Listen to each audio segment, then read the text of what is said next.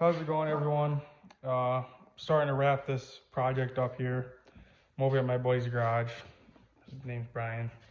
He's working on some hill climbers.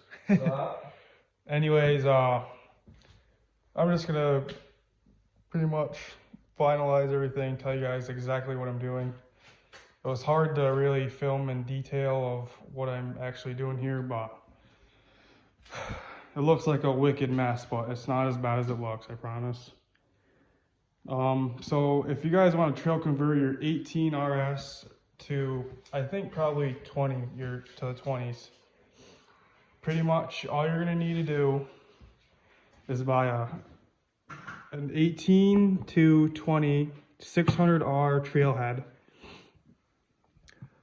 You can buy the regular 600R trailhead, or go to a European, the Linex style head, because they're a 91 octane pump setup.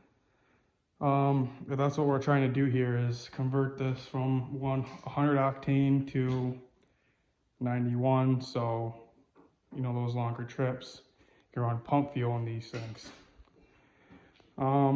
Later on down the road, I'd like to buy another RS to run on a race setup and just get the trail tank and run it as a fun ditch banger, but in the meantime, that's not a big goal of mine, but down the road. This is just a regular, this isn't a European head, and I wish I did buy a European head because there's a plug right here that needs to be welded. It's for coolant. Something to do with the coolant that runs to your throttle bodies. I'm not sure exactly, but you can look up on the schematics on what it actually does, but that needs to be filled in if you go with the American head. So if you don't want to fill that in, or don't know anyone with a TIG welder, look up the European head. You're just gonna have to, this is an overflow tube here. This is your temp sensor there. And here's just the old race head that's going up for sale. So what you got to do is your head. The next is your ECM.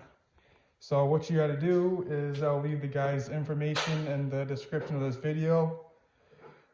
I think his name was Corey or something. So you got to send your ECM out to the skidoo race department for a refuel map for your 91 pump head to run 91. So next, what I got going on here is my throttle body's off. This sled has been raced. I want to check my reeds for my pedals. Usually these things crack and they look good. These are something that you should probably check every year. Leaving my hot start installed. I'm gonna run some connectors. So we'll see how that goes. We'll either fuck something up or we'll be all right. But once this is hooked up, it's retarding timing. So just run those disconnects. So it's swapping back and forth there. So what I got going on here is, I recommend putting on your trail tank very last.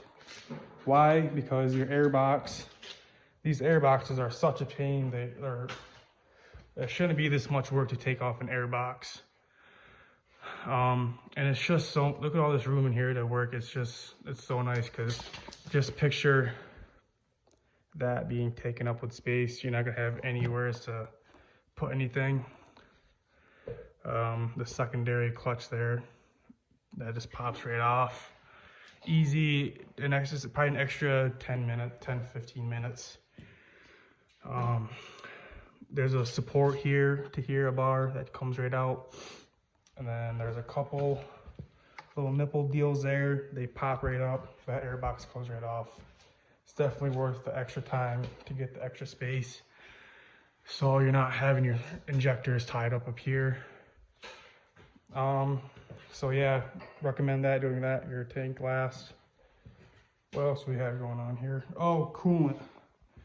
I drain my coolant out because if you're gonna trail ride these things, you gotta watch your coolant temps. I got ice scratchers going in the rears and the fronts. I also recommend running this engine ice coolant just to help your temps stay a little bit lower.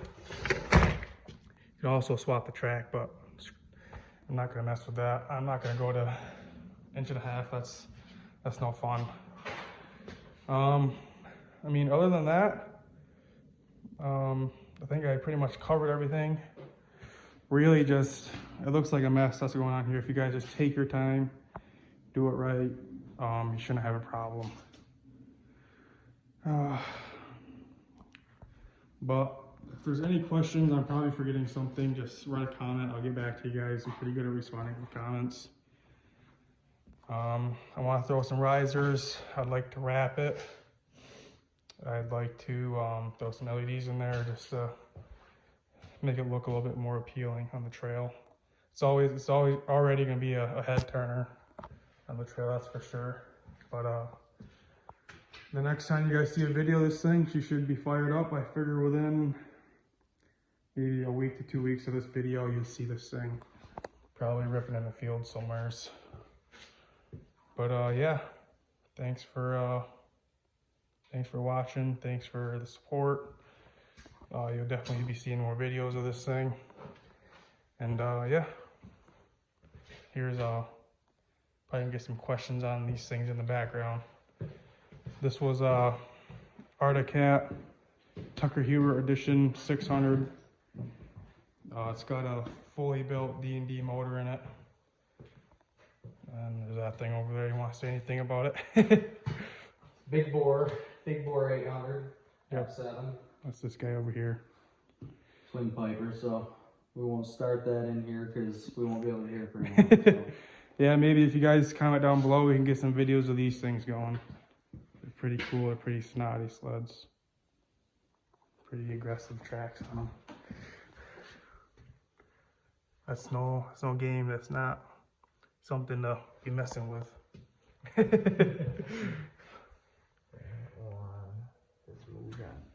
I know. A little maybe. Those aren't just studs, those are picks. Camera's not picking them up. Yeah, you get run over with those, you're probably not still gonna be around. But yeah, here we are. Glad Brian let me use his garage because I'd be outside in the cold working on this thing right now, and honestly I probably wouldn't be working on it. I'd probably bring it somewhere, have a shop do it. But yeah,